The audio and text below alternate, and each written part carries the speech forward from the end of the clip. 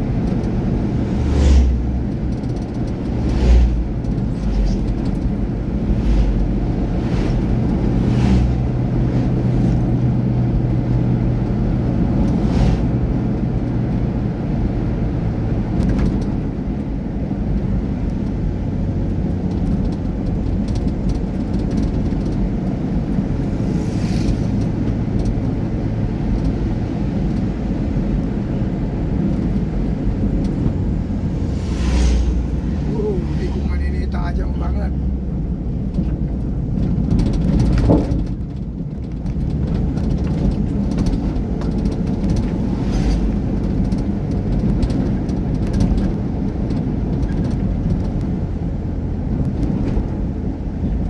Inilah tikungan paling tertajam di sini di sepanjang jalan Trans Kalimantan.